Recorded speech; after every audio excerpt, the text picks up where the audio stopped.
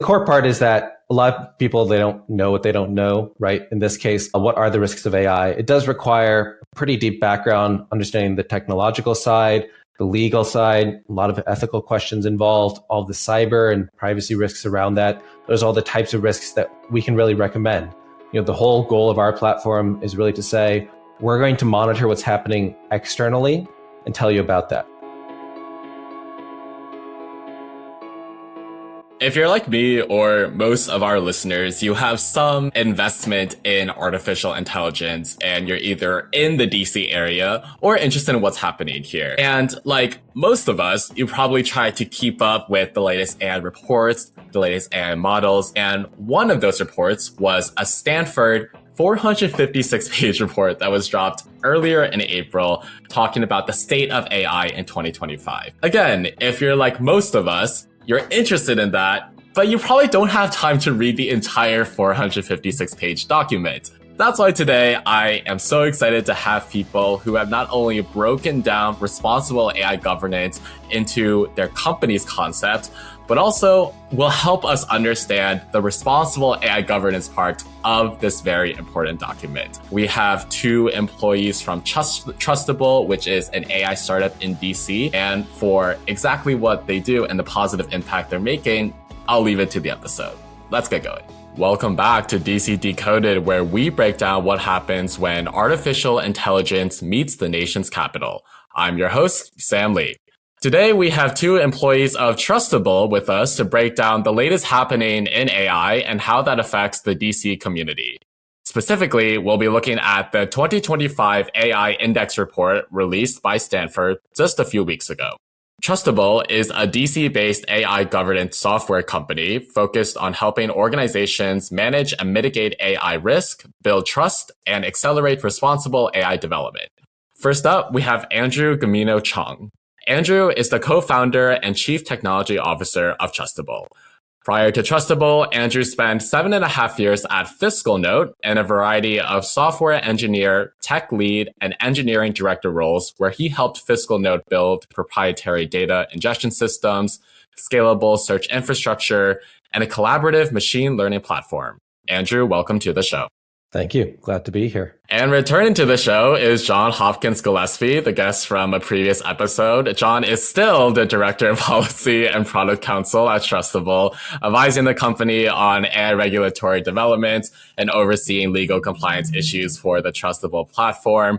I'll leave the rest of his bio for that previous episode, so please go check it out. John, welcome back to the show. Thanks for having me. Glad to know that I am still the Director of Policy at Trustible.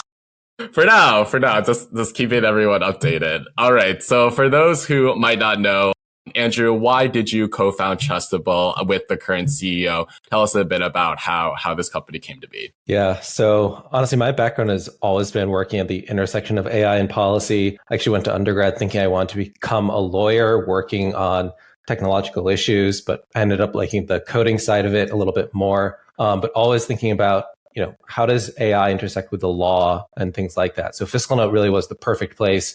I was already in school in DC, wanted to join a startup, having done some internships in big tech.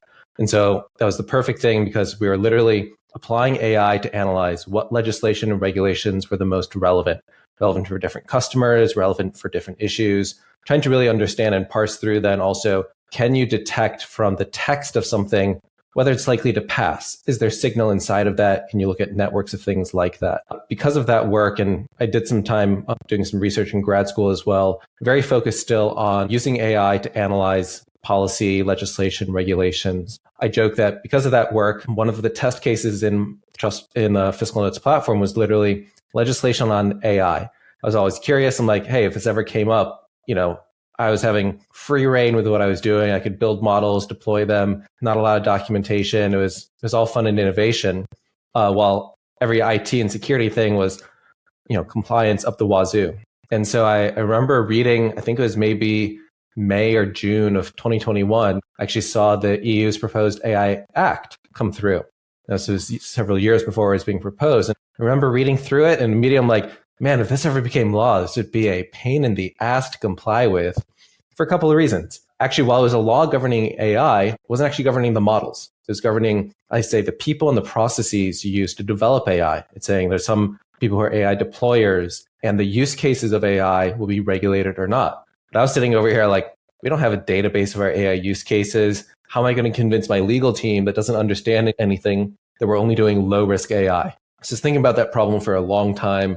And then, my co-founder and I were talking about it for quite a while. He was the general manager of our Fiscal Notes AI line of business. And I remember we were on the floor of the New York Stock Exchange at Fiscal Notes IPO in 2022. And we basically decided there to commit to doing this. And so, we committed, founded the company beginning of 2023, and it's been fun ever since. Yeah. And John, why hop aboard Trustible? What drew you to the company? Yeah. So, Andrew definitely found a nobler cause than going to law school. I did not. And so I ended up graduating from Georgetown and going right into firm life. And while I was working at my first firm, I really got into AI policy and the implications it had for our clients, mostly telecommunications clients. And then I moved over to Alston & Bird and was doing incident response work. And, firm life is great for some. I was looking for something that was a little bit more purposeful in my life. And I happened to find Trustible and applied because the director of policy job was not only something that, at least based on the job description, I'd done before in terms of tracking regulatory developments with AI, and then also explaining, the trajectory of where these laws might go and what implications they might have for customers or clients. But it just sounded like a really exciting opportunity to get on the ground floor of a startup in a space that's still evolving, right? We talk about it now like it's, ancient history, but things are changing. And once we start talking about the report, it's actually really crazy how, even though this report was reflecting on things that were happening in 2024, the world is completely different today from what is being reflected in the report. So, to be on the ground floor and to start at a startup, it's been a great decision.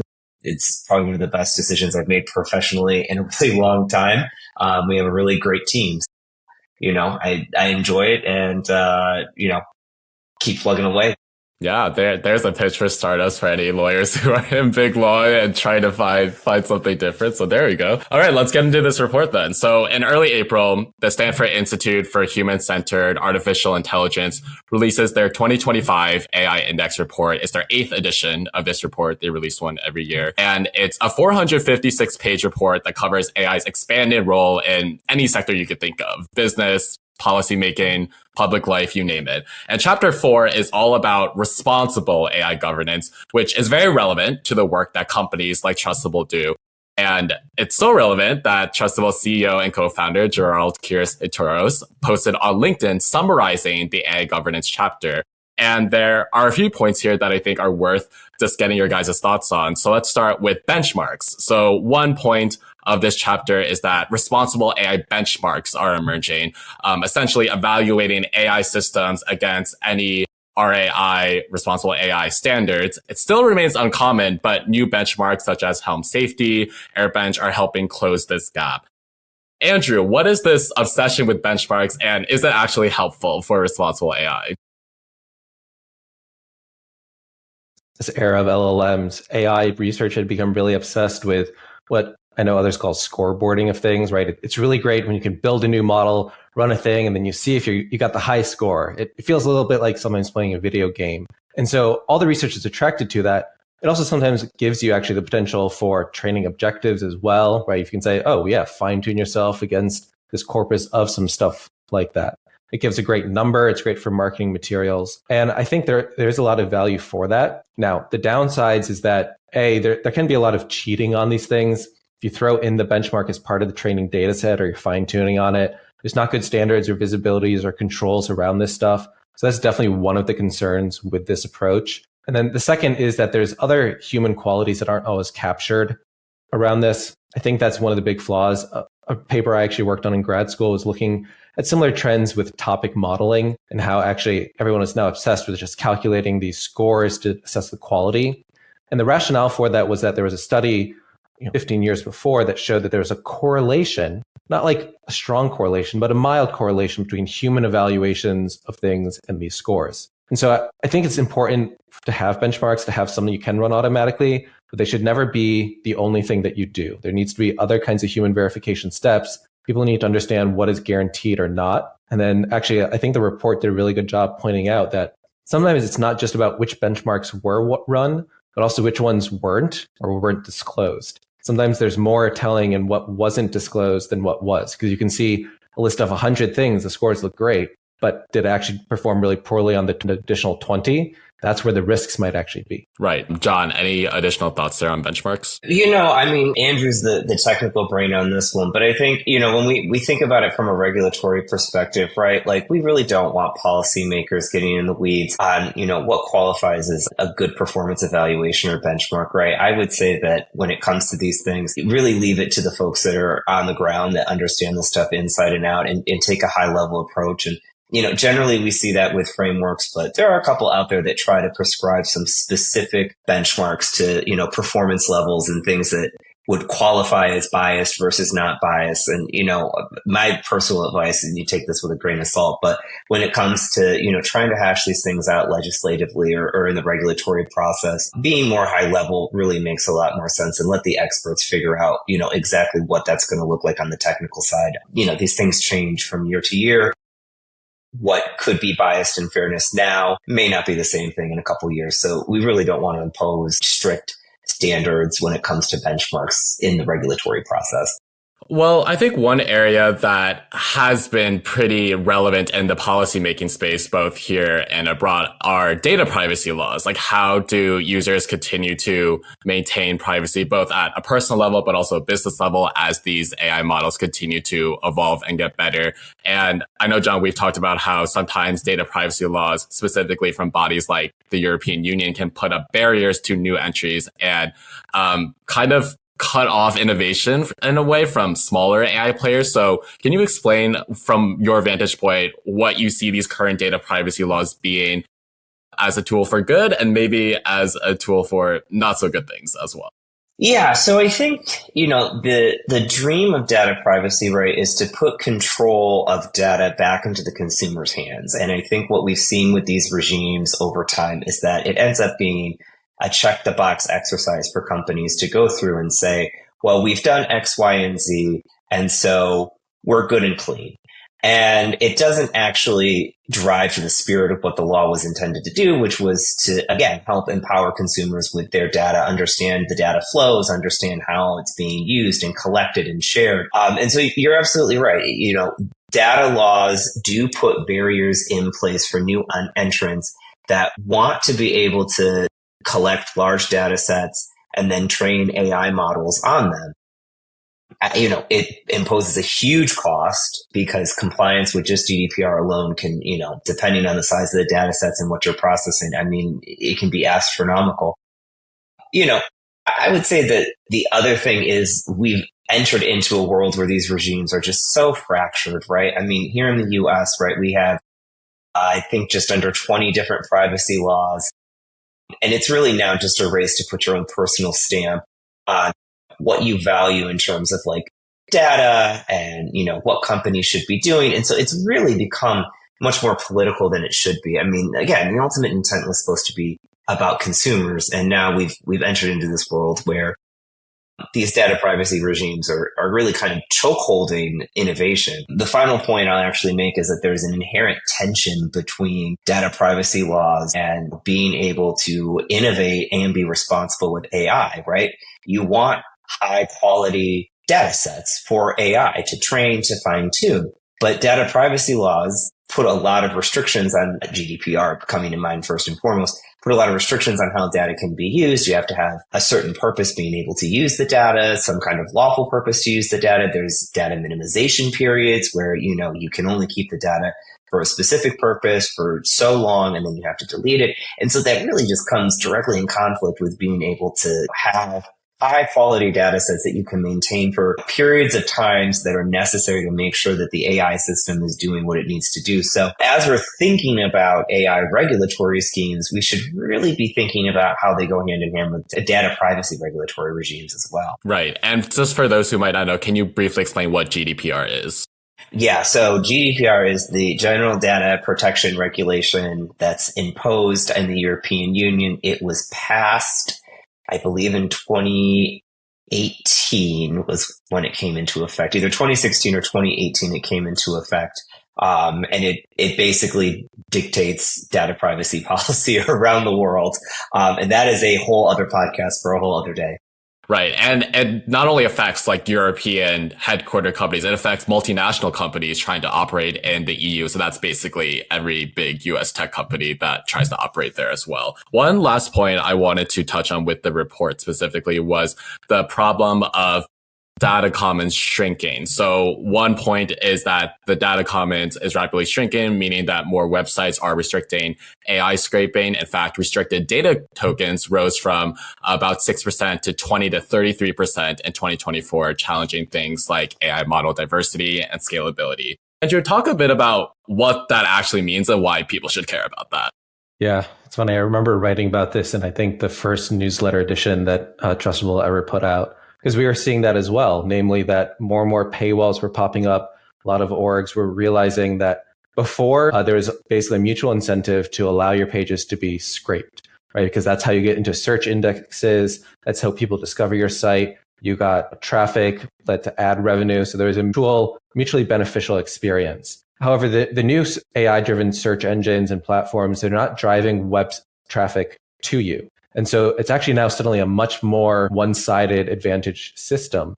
So plenty of orgs are like, well, content is my whole game here. They actually realize that the quality of their content, any place that basically is building a business on the quality of their content, not the quantity, suddenly has a lot of incentives to protect that as heavily as possible and to switch over to subscription models, push back against that scraping. In all fairness, many of them are making direct deals with the big players, because that's, again, how you can create this symbiotic relationship between something. But I do think we're going to see almost every website that has a lot of stuff, whether it's user-generated things like Reddit or high-quality content from good quality publishers, they're all going to be blocking this kind of access. Now, the unintended side effect of that is that there are some groups and websites out there that have an incentive to get AI to pick up their stuff. There's a great report about the Pravda network. It's a network of Russian propaganda websites and outlets, oftentimes masquerading as if they're US journalistic outputs. They're not putting up any anti-scraping technology. They want to get scraped, right? There's plenty of places where we talk about the risk of data poisoning of models or of influence poisoning of these models, trying to compete ideologically for what comes out of these things, and affecting the raw training data or the sources that they go out to when searching is a key way to do that. And so I worry over time there's going to be the self-selection. All the groups who want data to be collected will be out there. There's obviously problems as well with model collapse, or if you're scraping a lot of AI-generated stuff itself, that can lead to actually unintended degradation of model performance. And so I think there's some weird effects that could happen out in the ecosystem, which is why we may have already scraped the majority of the data that we'll have for LLMs going forward. Switching gears, I understand Trustible recently launched version 2.0 of its model transparency ratings, which is great to hear. Andrew, could we start with you, and could you walk us through what these ratings are and what's new in this version? Yeah, so we've heard a lot of our customers are oftentimes the non-technical leaders of AI governance at large regulated enterprises, head of compliance, legal teams and whatnot. They still need to be involved with a lot of what's going on, including deciding what models to use. However, right now, they don't have access to actually understand what's going into these models. Most transparency right now are high-level model cards that are geared towards a very technical audience, or sometimes these 50-page long safety or technical reports that you basically need a graduate degree in computer science to understand and read, right? And then, like I said before, sometimes it's what's not in there that is the most relevant part. So our team is actually going through and we're reading through all of them. We're going through line by line. We've built up our own criteria, heavily informed right now by two different laws, the EU AI Act General Purpose AI Transparency Requirements, and actually a California Data Transparency Act that John can talk a little bit more about. And we're basically going through and we are creating an editorial opinion on, are they disclosing enough to meet at least the spirit of the law on this? Is there enough information where a risk or compliance person could understand the limitations of using this model, or they're building on this could pass on certain risks? So the whole idea is, can we inform the risk element during model selection? Awesome. Yeah, John, can you talk a bit about how the existing law infrastructures help create this type of rating system that Trustible uses for obviously itself, but also for its customers? Yeah, so I think, at least in the US, and I mean, to some degree in the EU, though, it's a bit more complicated, right? The baseline for trying to understand, what models are being used or what models are being deployed into the ecosystem is some level of transparency. And Andrew's completely right. The information that the model providers put out is extremely technical. And so if you're a legal persona, a la someone like me, who's trying to understand, in a company, what is going to be the best model to be used for a given product or service to underpin it, right? It's going to be, unless you have a technical background and you went to law school, it's going to be really difficult to parse through a lot of this information and understand the robustness of the model, the security requirements that have gone into the model, all of these, different things that, as a due diligence persona, that's what you'd want to do, right? Is understand, what exactly are the risks that are going to be interjected into your product or service if you use a particular model. And so the thing about the model transparency ratings is it gives a really easy way for someone to evaluate whether or not a model has a high or low level of transparency when it comes to some of these key requirements that we look at. So, again, I may be biased on this one, but I have found the ratings personally helpful in trying to navigate some of the more technical complexities of these models, because it really does break it down in a way that is digestible for all types of personas,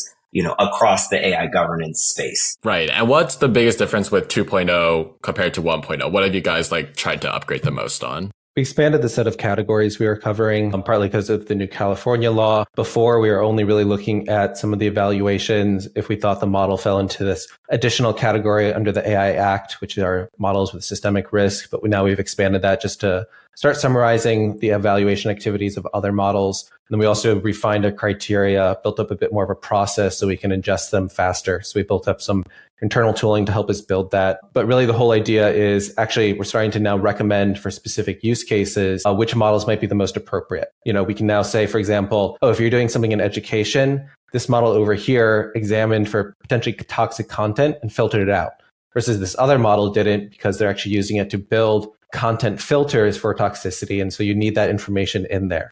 Those are sometimes the differences you might want to consider. Or similarly, we're trying to evaluate in more nuance now, if there's specialized data processing rules, whether that could trigger additional risks related to data processing or anonymization of data, for example.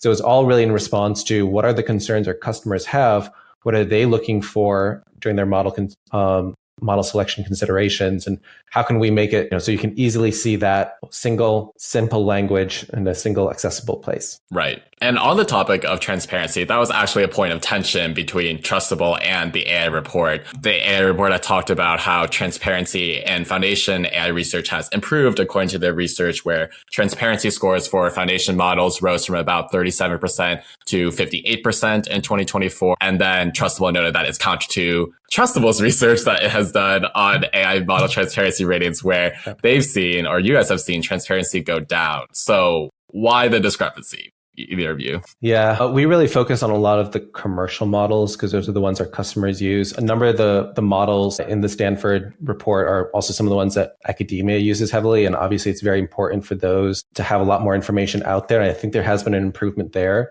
We've really been focused on what's been happening in the successive generations of models from definitely the big players. It's been hard to track all of the OpenAI releases lately because it went from 01 to 04 to 03 to 4.5 to 4.1 to 04 mini. Each of those successive things, actually, we're seeing they were disclosing less and less. That's continuing a trend where GPT-2 was fully open, a lot of information, 3.5, less and less. Same thing even with Anthropic. Now, to your point about the average scores going up, even though we're seeing the trends go down, again, maybe highlights one of the challenges with an aggregate score. Include more models, include a lot of academic things. Yes, some players were doing a great job. And some groups like Cohere for AI often does very well in our ratings because they are very transparent about some stuff. We do have a couple of things. One of the highest rating models is actually what Snowflake built with Arctic for their customers. I don't think that was included in that Helm index. And then also it's informed by which criteria we're selecting. We're really viewing it from the lens of what's in the laws and what do businesses know and care about, rather than just the tradition necessarily on the academic side. John, anything to add on that point? Andrew said it beautifully. Agreed. And I also know that Trustible had a presence at the International Association of Privacy Professionals, or IAPP Global Privacy Summit that happened just last week in DC. You guys gave live demos of Trustable's responsible AI governance platform. I'm curious, like in person, what kind of response did you receive from attendees? What did they like? Were they confused about? I'm curious, like what was their response? You want to start, John? Yeah, I can. I think one of the biggest takeaways from the conference was that we are still really in such an infant phase when it comes to AI governance, and that the folks that we were talking to on the ground are being charged with, AI governance generally, but it's still being run by committee. It might not sit with the right teams, and so they're trying to reshuffle and reappropriate it to a different team that may be more appropriate. And I think that actually is reflected too in the report. I think the Stanford report mentioned that it's kind of all over the place with who's responsible for AI governance. So we heard a lot of folks come by who were very interested in, the ability to be able to succinctly, intake and assess use cases, inventorize them in a very clean way, and then also assess their policies, against existing standards and frameworks. I think that was something that was very attractive because, a lot of the work is still kind of up in the air for a lot of these companies. They're trying to get a grip around what does it mean to responsibly govern these systems. And they're just having a hard time tracking down where AI exists within the company, which I think can segue very neatly into our other product launch, which is our use case templates, which I'll give a quick plug for because this was something that I worked on and, kind of speaks to the pain point that customers are feeling right now, which is trying to get a grip around, where AI is being used. And so the premise of the use case templates is to take the top, for the moment, the top use cases that are being deployed in, organizations, whether it be search and retrieval systems or machine translation or customer facing chatbots, right? And have documentation ready for the customers when they get into the platform where they can just go in, assess, what risks we've already identified that come with these systems, what stakeholders come with these systems, what are the benefits, what are some of the mitigations that come with these systems? It's all right there for them. And so with just a few clicks of a button, they can review the information that we've put into the use case and it's created for them. And that significantly cuts down on the time that, personas across organizations are spending on trying to understand what documentation they need for these systems. Are these high risks? Are they low risk? How do we get this approved? It really cuts down on that timeline. And so, I think from the value that we're offering there is just tremendous because it's really helping to accelerate AI adoption across the organizations. And then they can spend time looking at some of these higher risk use cases. Yeah, great segue, John. I'm curious, Andrew, how long did the use case templates library, how long did it take to go from conception, ideation to execution? What was that timeline for you guys? It's been something we've been talking about for a while, really from ideation to end, probably just a little over 2 months plus some change from when we really began working on it. Part of it was a discussion from ourselves, some research on what we want to include in the initial launch, the right structuring about it. John did a lot of research on what are the appropriate controls for each one, really balancing though out kind of the innovation and speed with what's really happening. We do a lot of work and we love to collaborate with the team at the AI incident database. So everything that we're doing in terms of risks is always informed very much like what has gone wrong in a pragmatic sense. And so really it was a good discussion. We went through each one saying, all right, what are the key couple ways the system can go wrong? What are the types of harms? What are the ways to mitigate those? And also providing some of the right documentation to help get that accelerated. Then thinking and really building up a good structure and some internal processes and tools for building this out. Because the big thing we want to do going forward is obviously adding a lot more use case templates, different sectors, different areas to really just accelerate that process. To go back to what we heard at IAPP a little bit, the space is changing very quickly. Some people, they said no to some use cases last year because the models weren't good enough. But now they've got advanced reasoning models that can do that. But also they said yes to something before, but now that system can independently search the internet.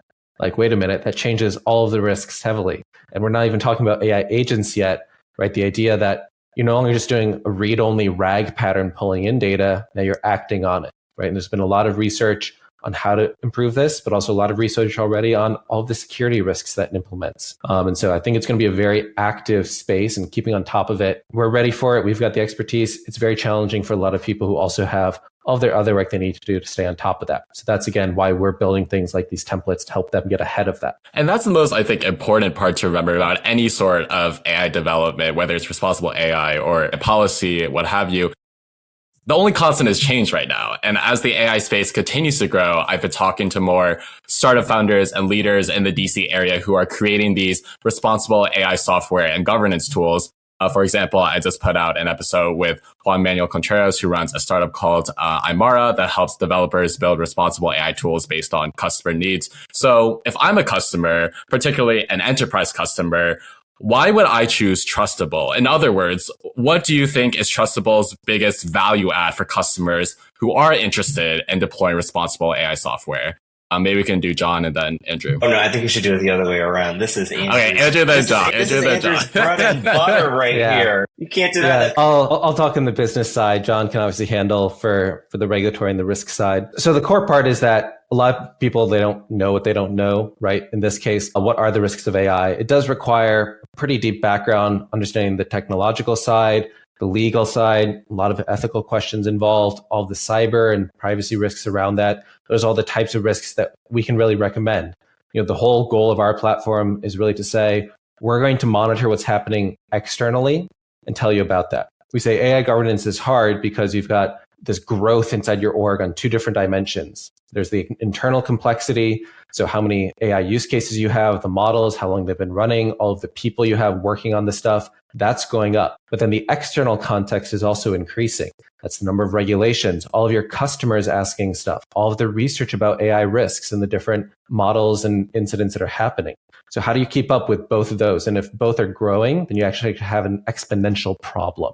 So Trustible is what helps you deal with that in a non-linear, non-exponential way, because we're tracking everything that's happening externally.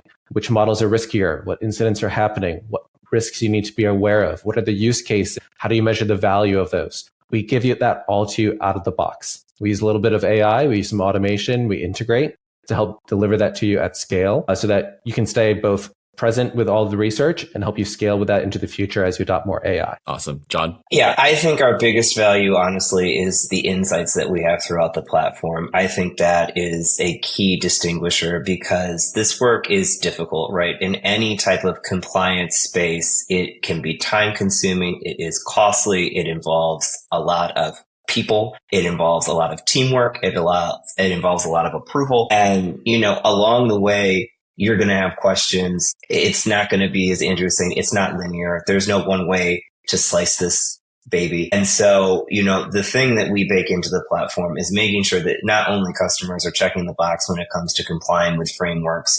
cross-functionally, but it is making sure that they have the appropriate level of guidance that they need to understand the task at hand and to actually think through some of the questions. Again, as, someone in my position as a lawyer, right? I'm looking at this platform and I'm thinking, I've now been tasked, right, at my company with AI governance. And I really don't know what that means because that's not what I've been doing for the last 7 years.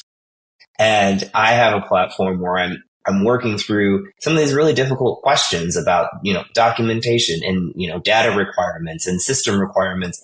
And every step along the way, there is guidance that's helping me understand, what exactly needs to be inputted, who should I be asking, and what's going to make a good comprehensive answer. Like Andrew said, we sprinkle some AI throughout, and I think that insight with the level of automation that we have really helps personas that are working through the platform understand what they're doing and get to the desired outcome, which is either approval, denial, and they can get their products to market. It's not uncommon. I was going to say, it's not uncommon for us to come into a customer and they're emailing back and forth a Word document to try and understand the system between their ML engineers and their legal team. And it's taking them a better part of 6 to 8 weeks to even do a review of this. Sure. we get that down to under a week because of our automation and workflows and all that recommendations. And that becomes then a game changer. It's really an order of magnitude more speed and efficiency for AI governance. Right. And that's, I think, what everybody wants, no matter where they come from. To close out, 2 quick questions for you guys. We'll go one by one. But first question, current most underrated AI trend that you're seeing? We'll go Andrew, then John. We want to keep that. Underrated AI trend. You mean in terms of technical stuff on the policy side? It can be whatever you're most comfortable with. I think a lot of people are obsessed. What I joke on, the big existential risks, the big kind of scary things. But the number one way that you can right now get in big legal trouble, incur big legal fines, is simply over exaggerating the capabilities of your system. Earlier today, the FTC, which right now is composed only right now of Republican commissioners, still levied a pretty serious settlement with Workado because they said, oh, we're 98% accurate. They were like 53% accurate. And so I think people don't realize that you have to be really careful. And if you don't have a pretty good document or test that can back up that number, you can get busted for that outside of any sweeping legislation that's out. Good to know. John? Yeah, actually, to kind of go off of what Andrew was talking about with Workado and to kind of touch back on the report, I think one of the things that is thrown around but isn't really fully baked is the concept of incidents. And I say that, having some incident response background where, we talk about when the system goes wrong, but, it's more than just reporting it right now in the AI incident database or in other publicly available databases. It's really thinking about what does meaningful incident response look like and what does it mean to meaningfully give people information when things go wrong. I don't think that we've really thought that through. I think if we look at the example of data incidences and cyber security incidences, we have a really mucked up regime of response work where consumers get notified and you don't even read the notices that you get in the mail because you've gotten 20 of them and you know that forever and eternity you have free credit rating, free credit monitoring, right? And so I really think that one of the underrated things that we're not thinking about is what does meaningful AI incident reporting look like? Because right now it really is, whack-a-mole in terms of regulators kind of paying attention or getting consumer complaints and then going after, somebody that's doing something that they shouldn't be doing. And we should be thinking about this a little bit more holistically, in my opinion. Right. And then on the flip side, most overrated AI trend. What's something that is currently in conversations that in 5 years will be like, what even was that? Andrew, then John. Yeah, I do think that AI agents are fun. They're exciting. There's a lot of discussion. Okay, continue. I think we're farther away from them being relied upon than people think or expect. They're kind of impressive, maybe we'll call them 80-20 tools. Yeah, you can verify something, you can get some experiments working, but there's a wide range of both understanding and research that needs to happen on the reliability for them. Because, we know how to govern humans. We're still figuring out how to govern AI agents. I think the reliability, people depending on them, is further away than anybody actually thinks. Got it. John? So I love innovation, but I think the word is being thrown around so much. The pendulum. You're going after innovation as a word. Okay. It is loaded. It is definitely a loaded term. And I certainly have no problem with, people being creative and really trying to, solve problems in a unique way. But I think that we are just being bombarded with the concept of innovation and not thinking about, and I think I talked about this on the last time I was here, right? Like, what are common sense guardrails for the technology, right? It's fine to be creative. It's fine to push boundaries, right? There's nothing wrong with that. But I think at a base level, we do have to just maybe in the group chat bring in, like, what does trustworthiness look like? So that way, we're demonstrating to people that these tools work the way that they're intended, right? It's great if you've got the newest, shiniest thing, but if it's not doing what it's intended to do, if it's not performing the way that it's intended to perform and it can cause people harm, then it's going to be very quickly not the shiny new thing and it's going to be a problem. And so, yes, innovation is great, but we need to think about how that's cabined when we're developing these tools and really, we don't have to go overboard, right? We do not have to swing the pendulum all the way back to this overly cautious prescriptive regulatory regime, right? But there is a balance and we do need to think about a baseline of what responsible and trustworthy development looks like. So that way we're balancing what can be unleashed with protecting people and companies and, and some of the societal harms that come with AI tools. Well said. Well, guys, when there's another meaningful AI development or another trustable development, we can continue this conversation. But until then, thanks again, Andrew and John, for your time. You guys are doing great work, and I'm sure our listeners in the DC, Virginia, Maryland community will definitely get some insights from this. So appreciate you guys again for your time. Thanks for having us. Thanks, Sam. That's a wrap for this episode of DC Decoded. I want to thank Andrew and John again for their time. If you enjoyed this conversation, make sure to subscribe to DC Decoded on your favorite podcast platform, whether that's Spotify, Apple Podcasts, or YouTube. If you found this discussion valuable, we'd love it if you left a rating or review. It helps others discover the show. If you're watching or listening on Substack, consider recommending us. It's free and it'll help other people in your circle discover us, and you can talk about the show with more people in your circle. For more on the DC chapter of the GenAI Collective, upcoming events, and ways to get involved via collaborations or sponsorships, check out the links in the show description. To learn more about Andrew and John's company, Trustible, visit trustible.ai. That's trustible.ai. Thanks for tuning in. We'll see you in 2 Wednesdays for the next episode.